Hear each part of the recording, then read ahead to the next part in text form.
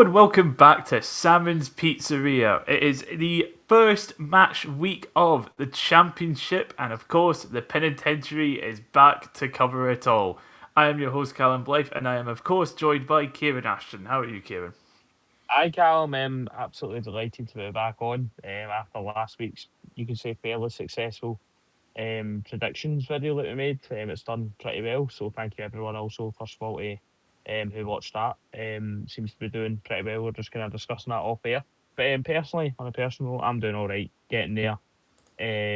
I look forward to discussing all the opening day fixtures, shall we say, another season. New season begins. A lot of question marks around it, but nonetheless, um, um, buzzing to discuss it and talk about the new season ahead.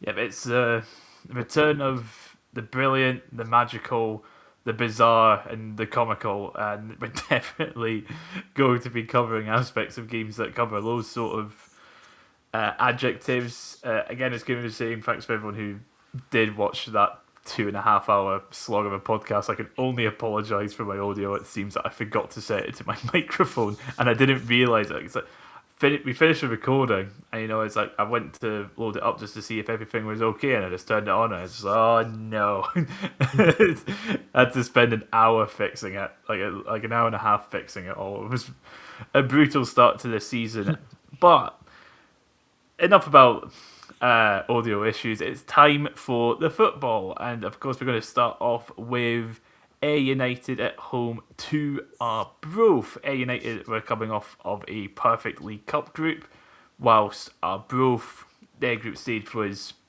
a bit disappointing. I think they only got 6 points or something like that in their group. With this one, Ayr I'd probably say, were dominant for much of the opening stages. Although the best chance would have to be Arbroath, where the ball ended up at like the back post. It was basically an empty net, and it somehow ended up.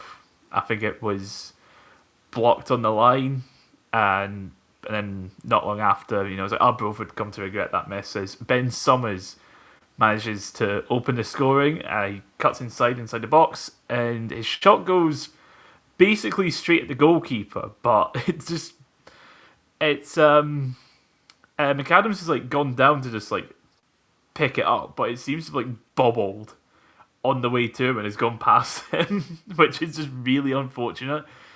So I can't, I don't know. It's like the angle isn't the greatest, but that's just how it looks from the highlights package. And then second half, low, Arbroath, a couple of set pieces, and one of them would a corner would go like right over to the back post. Somehow, again, this one didn't go in. Harry Stone making a pretty good save at the back post, denying that effort. And then, despite being on the back foot for much of the half, Ayr would get a second. Balls at the halfway line, bouncing about. And then Ross Taylor manages to come in. He was bravest. He just sticks his leg up slightly higher than the Arbroath defender, and he's through on goal. Runner one, just slots it past the keeper near post bottom corner. And that would see out a 2-0 win for Ayr, which, judging by the score sheet, it looks, and comparing to the highlights, it looks pretty harsh on Arbroath. Like, as I said, there was a bit of clinicalness up front. Could have seen them either take the lead or equalise at points in that game. Definitely one that would have changed how that went. Ayr, meanwhile, seemed solid enough. I'd probably say, like just based on the first half at least, they were deserving of the win. But I guess with those two big misses, consider themselves fortuitous to get away with the 3 points. Kieran, do you have anything to say about this opening game and the two sides? I pretty much. I think you've pretty much just hit the nail on the head there, Callum, with what you said. I thought it was a fairly decent end to end game for parts of the first half. I think Arbroath, as you said, just kind of lacked that final cutting edge. I thought both goals for Ayr were pretty decent. The first one obviously takes a bobble. Probably, I think their second goal was more decent than the first one. But I feel always when you go down to Somerset, I think that goal mouth is always a bit of a state. So I'm not too surprised if it did take a bobble. But overall, I kind of felt Arbroath could probably feel a bit kind of hard done by. Obviously, as you said, them forced Harry Stone into a save, a pretty good save early on, but I think overall Ayr did kind of deserve to win the game overall, especially with the first half shown. But Arbroath did have them, as you said, under the cosh for quite a bit of the game, but again, just lacked that final cutting edge. Perhaps if they had Finlay Marshall back, obviously I know there's rumours of him. I think Enzo was saying there's rumours of him kind of he may be signing back. Um, who knows? But certainly, I think if he was on the pitch, if it was last season, they probably would have buried the chances that Arbroath had in that game, and it probably could have been a very different outcome. But for Ayr, that's a massive 3 points for them. Kind of gets them back on track, so to speak. Especially after their disappointment last season, they'll be wanting to kind of start the league season um, as well as they can be, as quickly as they can be, and they'll certainly, put themselves in good footing.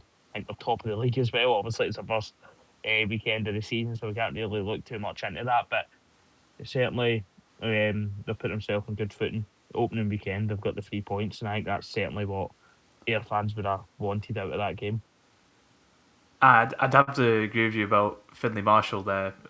About like if he was there, he'd probably have got that first goal with that first opportunity. But yeah, it's like considering the last season, I think Ayr finished with like three home wins or whatever. So to get a third of that tally already, that's a big improvement. But yeah, first game of the season, so can't really judge too much on it. But still, that's 5 competitive games on the Gary Naismith and 5 wins.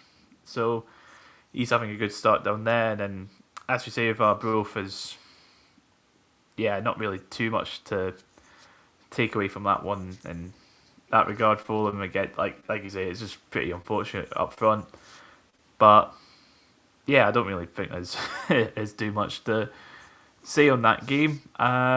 So we'll move on to Livingston against Queen's Park, where Livingston their first game back in the Championship, whilst Queen's Park, of course, were pretty unlucky not to get out of the League Cup group. Livingston, meanwhile, they finished third in the group with Stenhousemuir and Partick Thistle. This one was pretty much one-way traffic for the entire game. There wasn't much that happened in the first half. Like there was 1 or 2 chances, I think, for Livingston, but the first goal would come pretty early on in the second half. But it really easily could have been the other way around, and Livi would get a wake-up call playing the ball about in the back, and it's a sort of left back who just, I don't know what he does. It's like he tries to pass it back, but he just skiffs it, and it's picked up by, I believe, Lewis Stewart, who makes the run into the box, but his effort, it hits off the bar and it bounces out to, I think, Doherty, and then Livi are just straight up the other end of the pitch, and then a low cross comes in, and Robbie Muirhead, just what a finish this is. Just lets it kind of run between his legs, but then flicks it towards goal with his left foot behind him. So it's like his right side is towards the goal if you're listening and want to kind of visualize it. So he does. So yeah, just a lovely chop flick kind of thing that just sends the ball into the far bottom corner. Really lovely finish. And then 15 minutes later, he would double his tally and Livy's lead. A volley on the turn, and then not long after that, even in the 83rd minute, Livy really should have had a third with this one. Tyree Sinclair, who'd been a standout in this game, I'd have to say, manages to dance his way into the box. He just cuts the ball back. It's like an empty net for, I believe, Fatty, and he just skies it. He just skies it. It really should have been 3-0 there. Probably could have even been 4 with some of the other chances that Livingston had.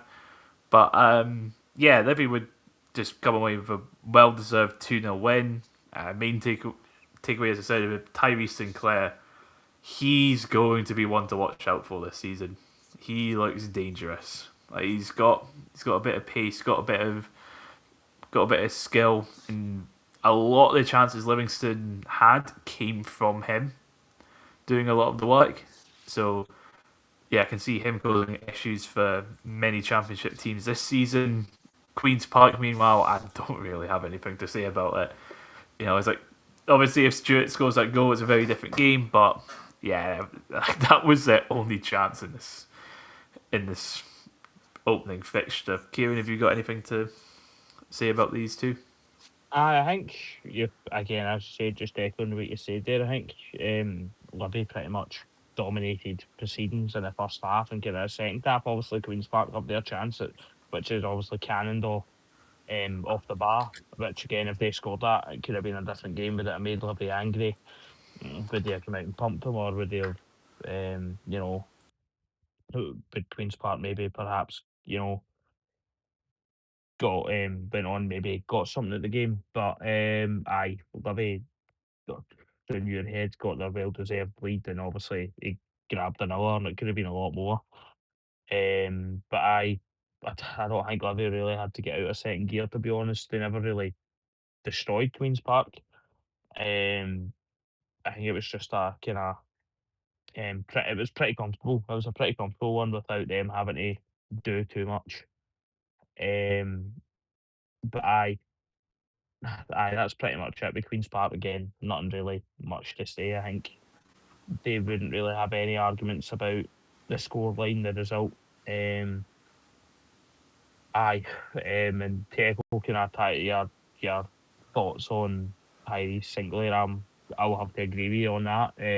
We played them through an Almondale for the at Almondale, sorry, for the first game of the not for the first game, sorry, for the League Cup game, and he did look very impressive. Did cause us a bit of bother in that game, but we'll kind of need to wait and see. Obviously, as I said, it's kind of early days kind of thing. But Livingston as well have got themselves, you know, off the mark with a winning opening day. And to be honest, I think that's what base people would expect from that game.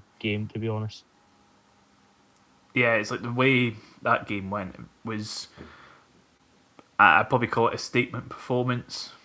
yeah, It was like, I think we pretty much all said Queen's Park would be a mid-table team, and like that could have easily been 4-0 in that game. It's like pretty one-sided affair. It bodes well for Livingston if that's what they can do. Of course, it was a disappointment about the League Cup, but I think they've put any doubts to bed with performance like that. It will be a case of it'll be interesting to see how they do against some of the teams that are going to be higher up. Dunfermline and Partick, of course, being probably the two sides that are closest to challenging them. But yeah, I don't think so. Yeah, it's like that's all that can really be said for Livingston. Queens Park again, just move on to the next game against someone that's more their level, such as Raith Rovers, who is their next game.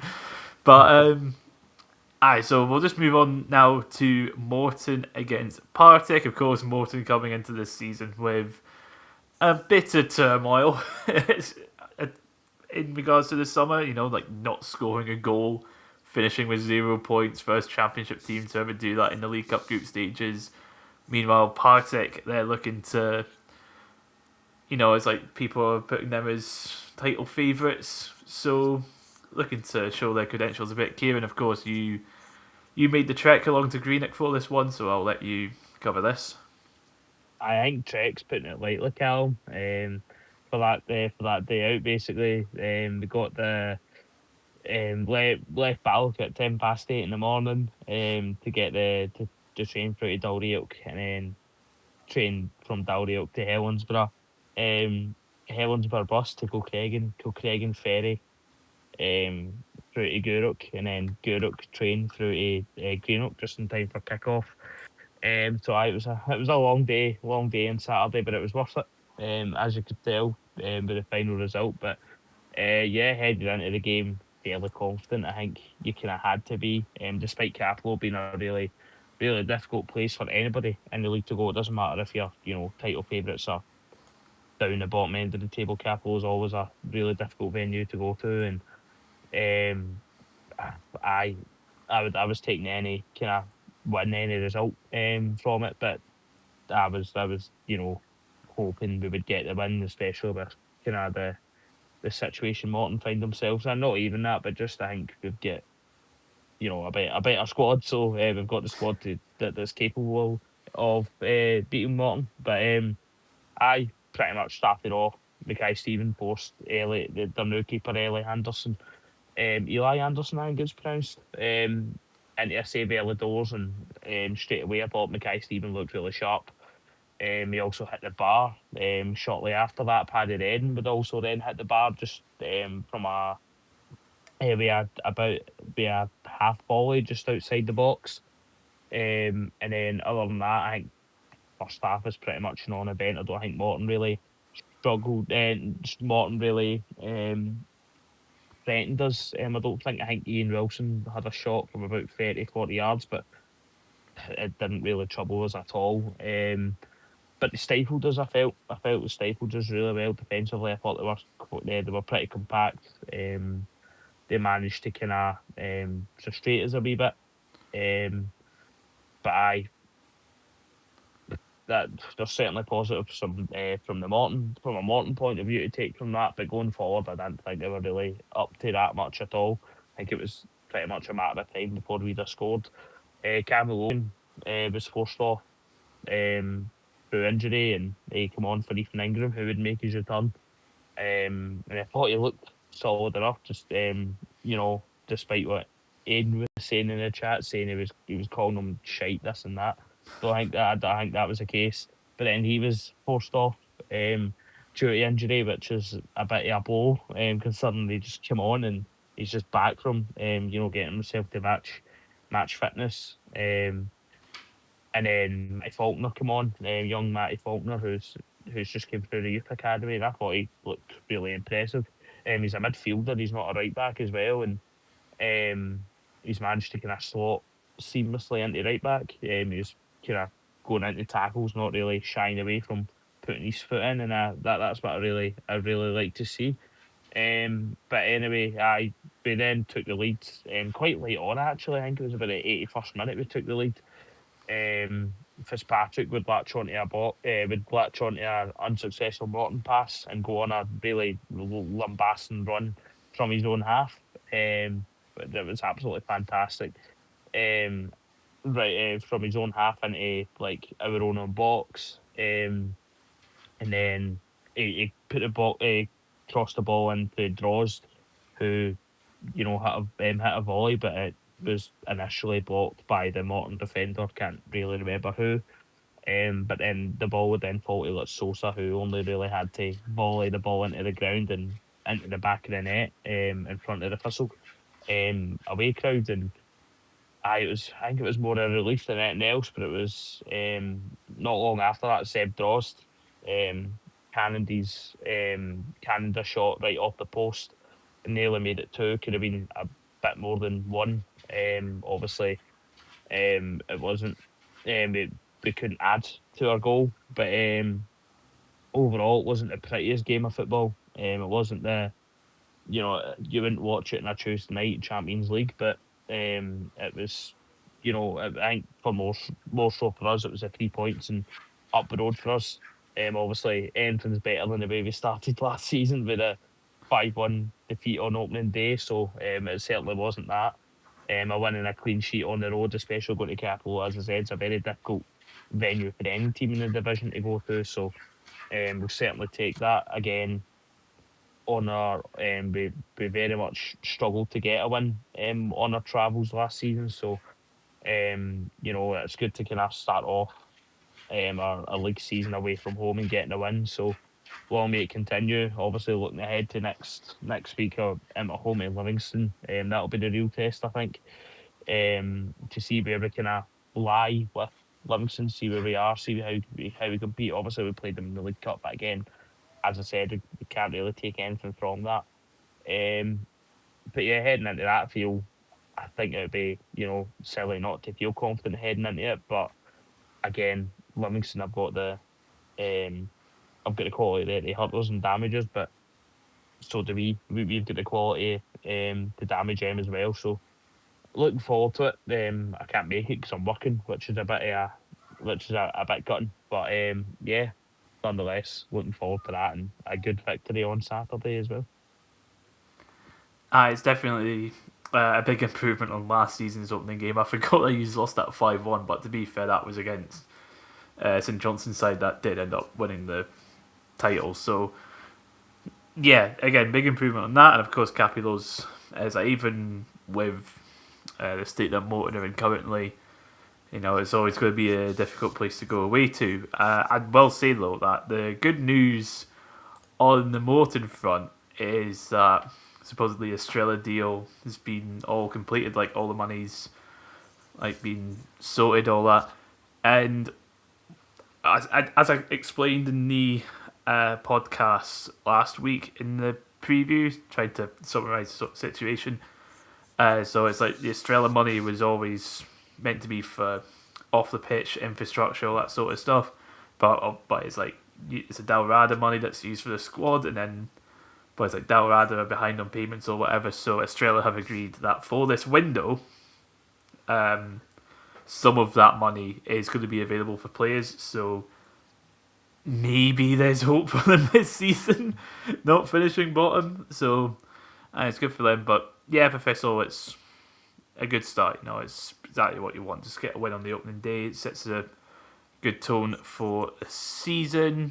There was a reason Callum I never predicted Morton to finish bottom just before we played them, because I knew exactly how that was going to go. And if I predicted Morton to finish rock bottom, they would have beat us on the opening day. So I'm glad that reverse psychology worked. But yeah, I mean it's good to hear. I suppose I finally getting that sorted out, because it's not it's not the best situation they're in by any stretch of the imagination with Morton, but it's kind of good to finally get some positive news at least, and hopefully, I mean, from a Morton point of view, I think from a Thistle point of view, I think we kind of want them to continue to suffer.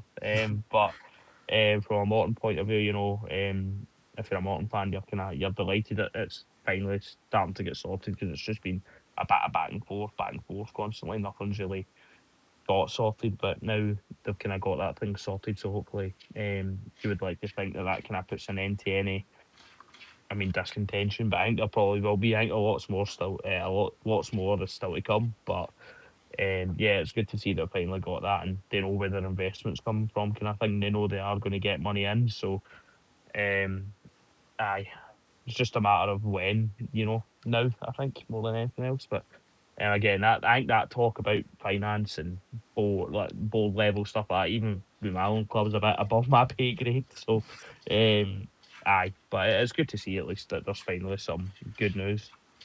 I should also add that I suppose that one kind of benefit that it has been for Morton in this regard has been, well, it's like the fact that they're having to use youth players, and it's like one that went. I don't want to say it went completely viral, but it was the fact that they had a young player come on whose last name is Greenock. Yeah, aye. And whoever they had like a 15 or 16-year-old at right back who got a fair bit of praise as well. Mm-hmm. So obviously, it's like those young players are getting opportunities that they probably wouldn't have got beforehand, which is good for them. But we'll see who Morton end up bringing in. I'd imagine a striker seeing assist still yet to score a goal in any competitive game. Actually, I think that's still. I think it's been mentioned they hadn't scored in a friendly at all either. I don't think so. I'm not entirely sure.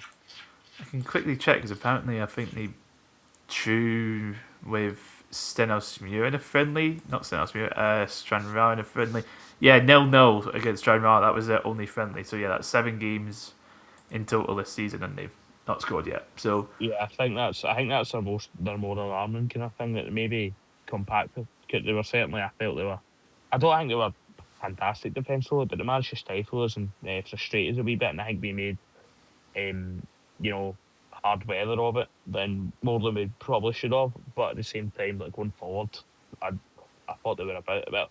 I would say abysmal's a bit of a stretch, but as you say, they've not scored in so many games now, and that's a lot. That would be alarming to me, especially when you're talking about obviously looking at Stenhousemuir, your game but they've managed to score, and that's them that are that's one of the kind of relegation rivals, and they've also managed to get a result away from home as well on opening day. So alarm bells would still certainly be ringing if I was a Morton fan still in that case. But I mean, as I said, there's certainly positives for Morton fans to take.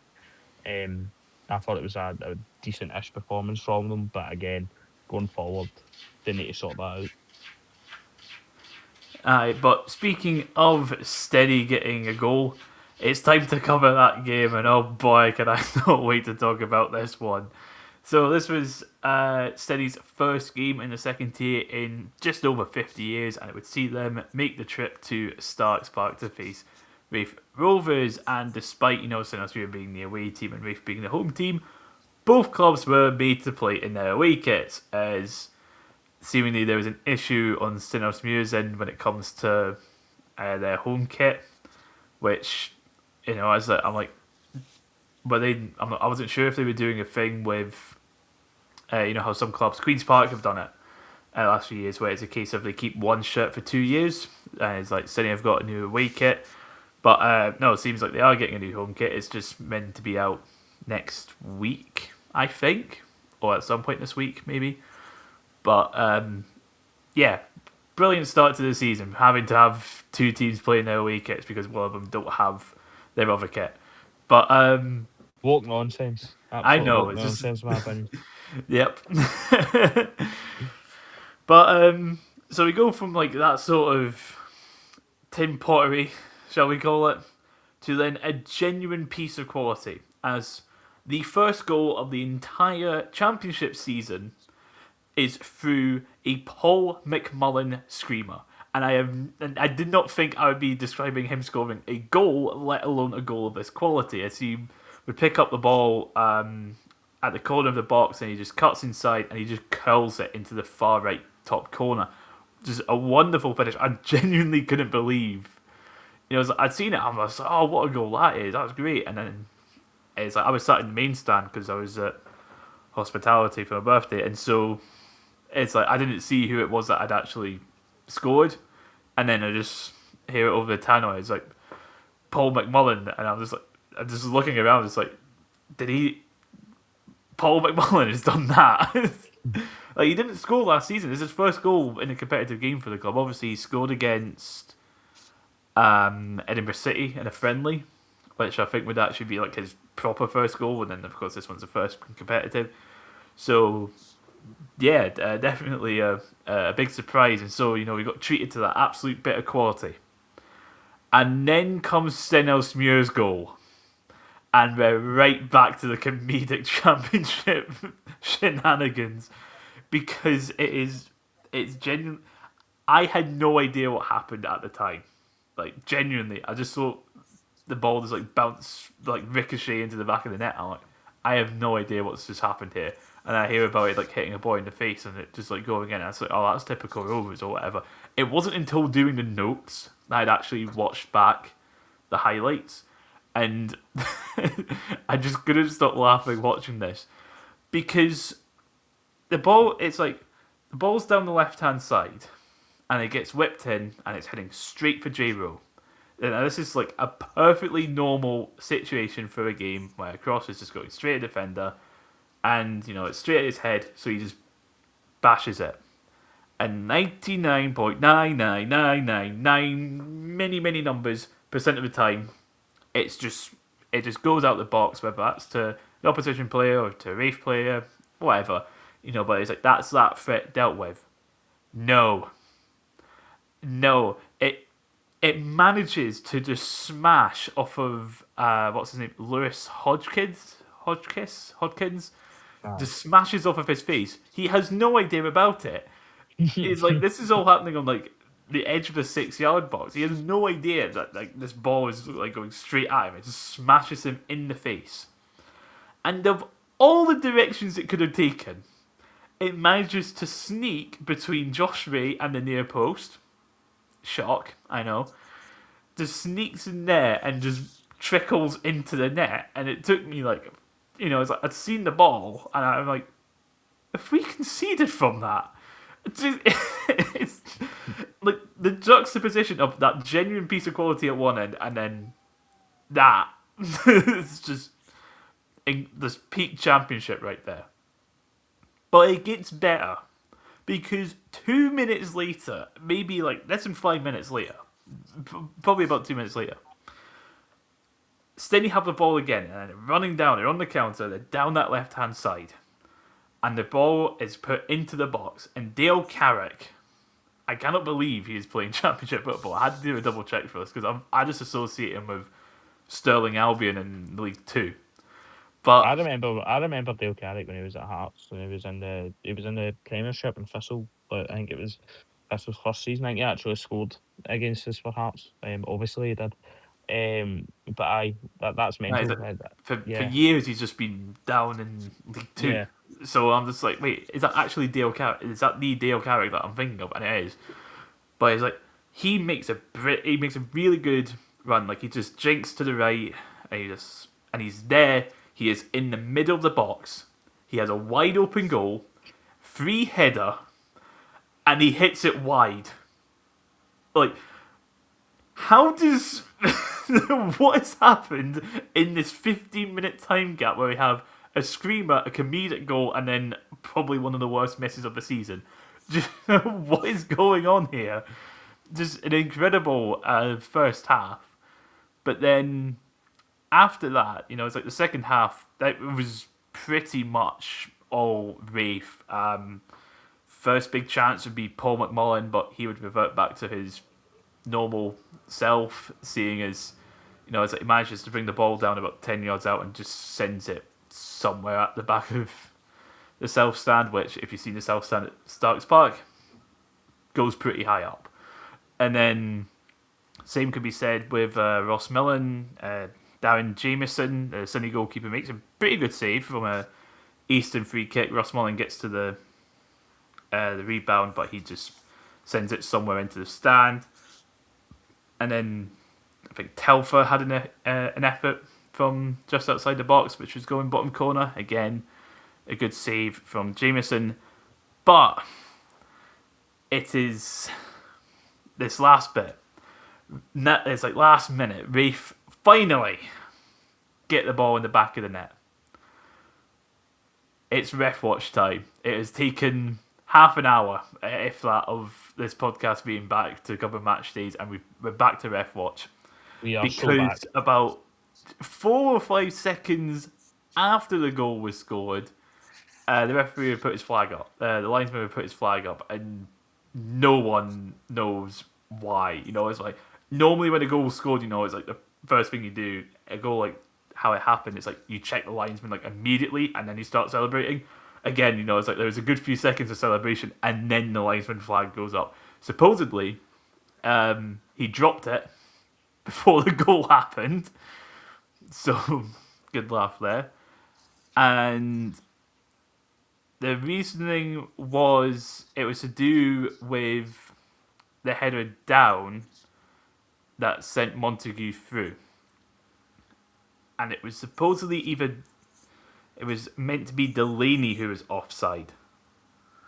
Watching back from all the angles, Delaney and Dowds are the two that are at the back there, and I don't think either are offside. And then, of course, it's like they head it down to Montague, who is onside from that header.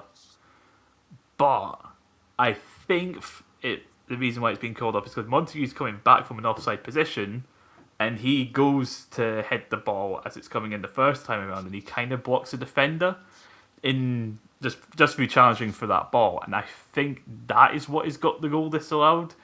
So, not as egregious as many were thinking it was at the start. It's like, I was absolutely fuming because that's the SFA ruined my birthday. I'm still going to hold that to, I'm still going to say that they have, because come on, like I'm the birthday boy. Let me have my last minute winner. But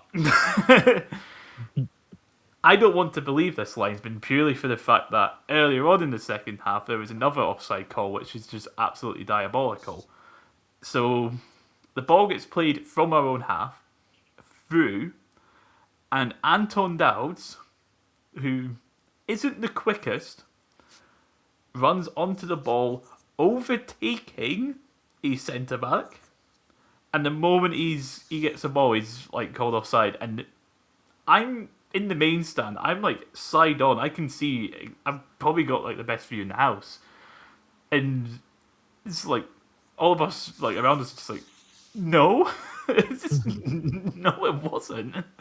It's like, he's had to overtake someone. How is he being called offside? But yeah, it's like with that being, it was basically the last attack of the game, that one.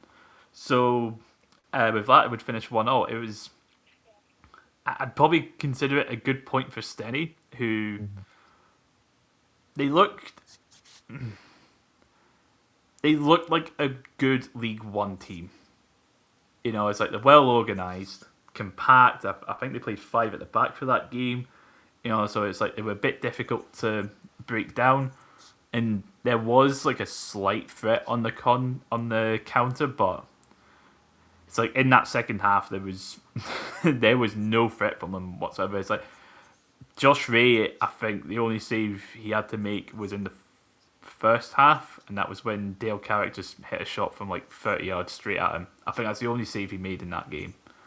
And in the second half, I think aside from a ball that went into the box quite low down, it just kind of missed everyone. Like that's it from Stenny in that second half. There wasn't really any threat. So it's like I don't see much from them. They definitely look like a team that's built to absorb pressure and then counter, which it's like, it can work. It can catch teams out, but I don't see them doing that much. Like they'll be competitive. They're not going to get battered in any games, I think, but I don't see them winning many either. Raith, meanwhile, this was not a great performance. We'll just put it that way. The thing is, though, it's like we are missing like half the squad from injuries, and you can consider it unlucky the fact that it's like we had the last minute winner disallowed. The goal that we conceded is genuinely comical, but then you can also say, well, if it was a case of that goal not happening, but then Dale Carrick scoring that header, then you can just say, okay, that's a really poor defending, but a good goal from Stenny, and you can say, okay, that's fair enough. But it's like the fact we've been denied a goal through just clearing the ball off a boy's face is just welcome back. What a welcome back gift. But yeah, I think this will just be a case of getting bodies in, just because of the fact it's like we have 5 or 6 injuries. Paul Hanlon, he returned from injury. He was out for a bunch of the League Cup. He came on for the last 20-25 minutes, and defensively, like that's when, after that point, there was nothing from Stenny, and we looked a bit better going forward with Hanlon in centre back. So yeah, it's like I don't think we have anyone coming back from injury in time for Queen's Park, I want to say, although I think we maybe by the time this podcast is out, we'll have made a signing. I believe we're after it's a midfielder who was at Alloa on loan last season, Callum Anderson, I think it is. I think he's meant to be coming to us, so maybe that gets announced during the week.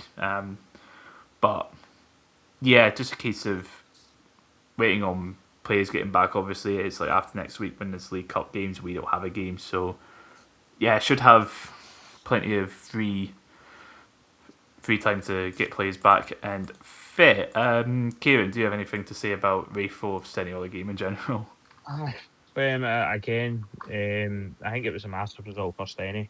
Huge result, obviously opening day away to Raith. Start Park, who you'd assume would be right up there playoff challenging, and I think you've got to hand it to Stenny for digging in and taking away a point away from a team like Raith, on opening day as well.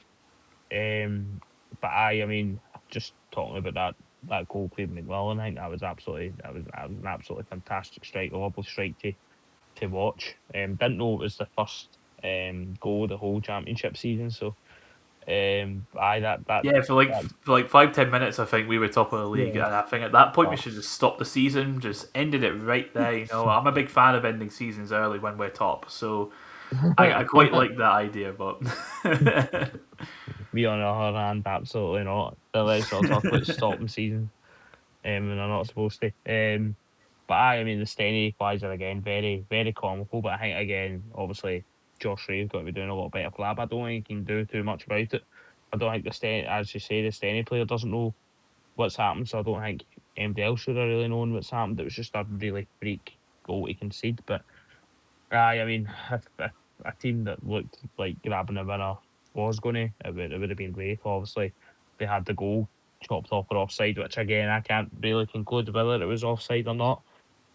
Just judging on the footage shown on Raith TV, but I think I would be quite aggrieved if that was given against Thistle, just for the fact that it was a last minute winner. You think you've just scored, you've just snatched it late on, and obviously that wasn't the case. But I don't think a whole lot of anything happened in the second half really. But again, I think it was pretty much all Raith dominating possession, just not really creating any clear cut chances. And yeah, Raith will feel, quite rightly aggrieved that they never got the winner in the end.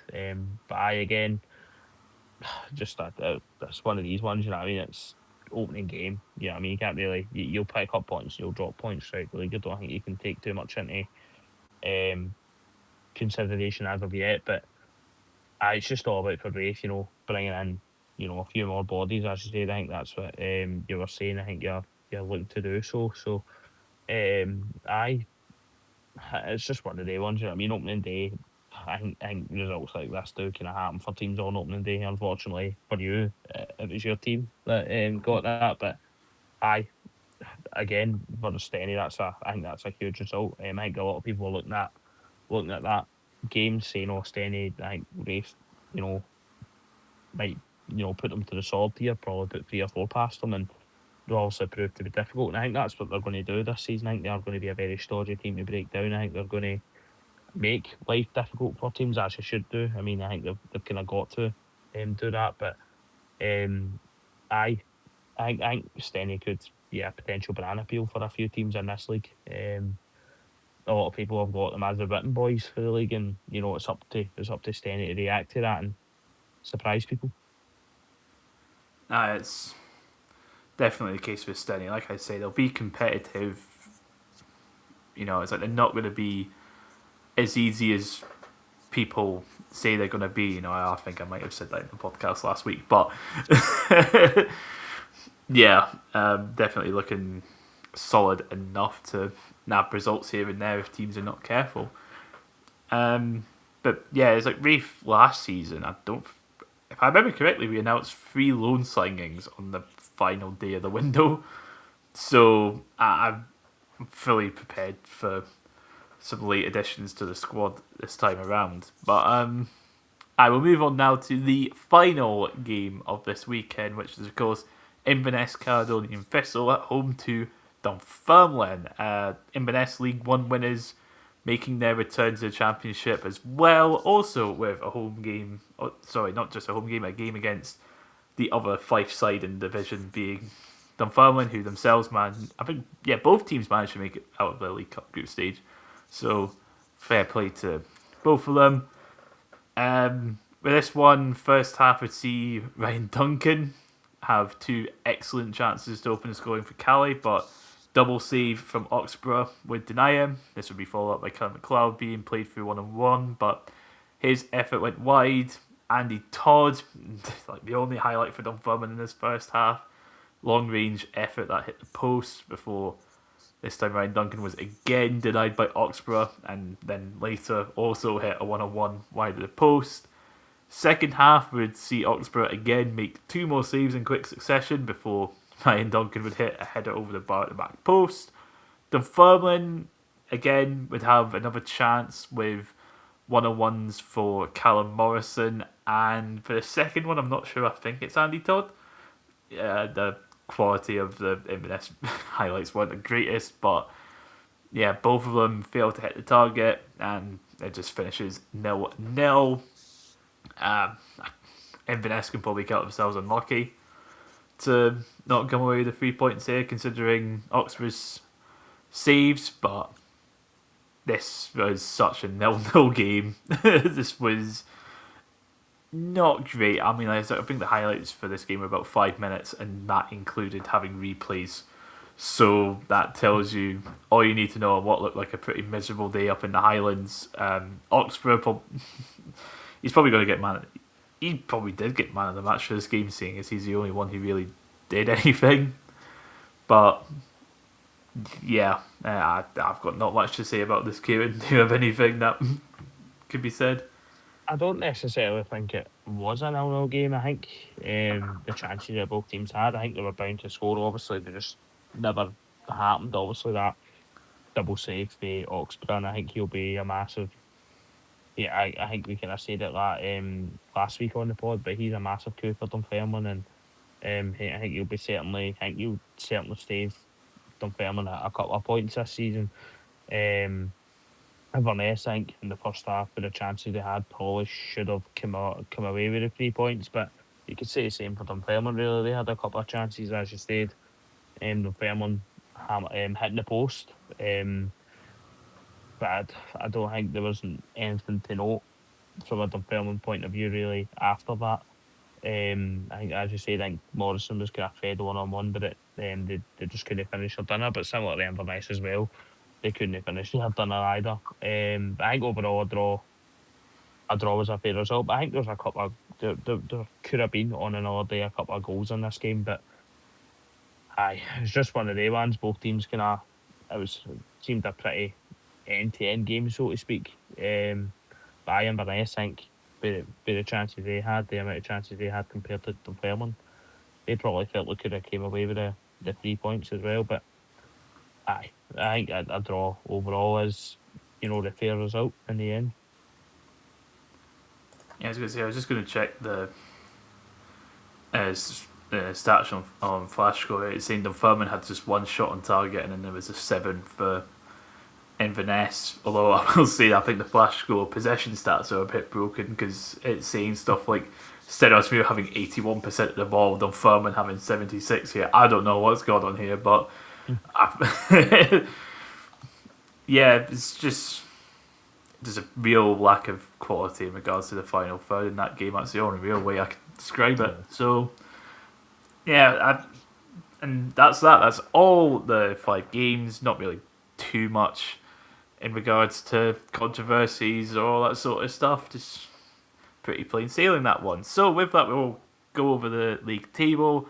And Kieran, I know you said Ayr top of the table, but I don't know what sort of tiebreaker is being used here. But Flash Score, they do have Livingston top of the table, of course, tied with Ayr, 3 points and 2 goals scored. And then Partick Thistle are third with their 1-0 win. And then fourth is Raith, and then Stenny, of course, drew 1-1.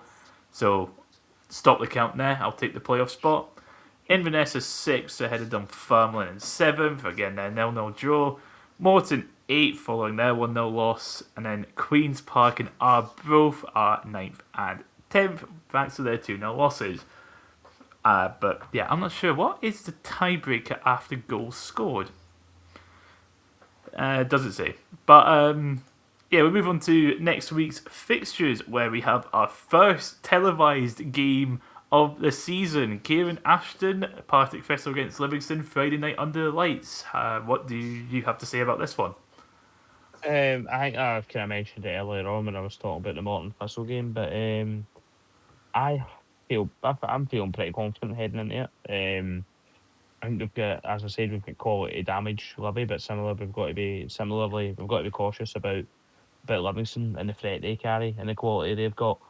I think it'll be a really good game, to be honest. I mean, watch me say that, and now it'd be the most 0-0 stinker of all time for the first televised game of the championship season. But I mean, I think it's good for us because obviously I know we did play Livingston in the League Cup.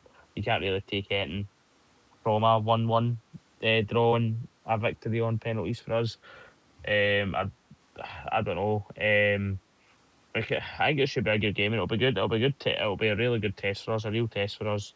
Against one of the title favourites or promotion favourites, you could say. This season, and can I see where we live with them? Can I think see where we you know where we are in regards to competing with Livingston. So I looking forward to it. I hope it's a good game. I mean, I can't make it. Can't go. I'm working on Friday, so missing out on that.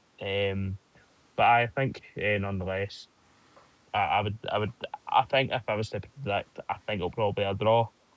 But I think there will be goals in it.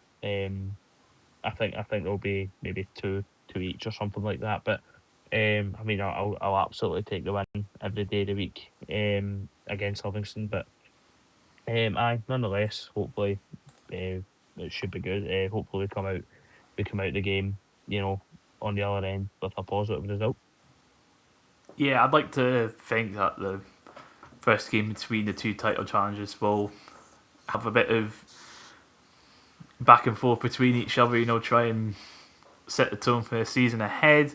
So, yeah, I think it'll be I'd like to think that it would be a good game. Of course, I think the first televised game last season was St Johnstone against Ross County, and that ended up being pretty drab. I think St Johnstone got a late winner.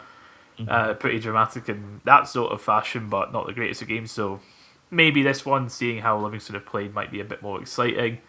We then, of course, move on to the Saturday fixtures. Arbroath are at home to Inverness. Inverness seem to see if they can continue their kind of impressive start, but get their first win on the board. Same with Arbroath, trying to recover from that defeat at Ayr. Speaking of Ayr, they are away to Dunfermline. Again, that game should be a pretty good one. I think those games tend to be pretty competitive.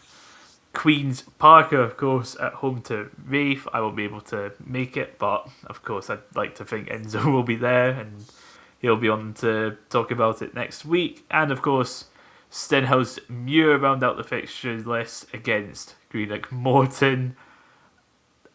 I think that's good. That's like the opposite end of Partick Thistle against Livingston.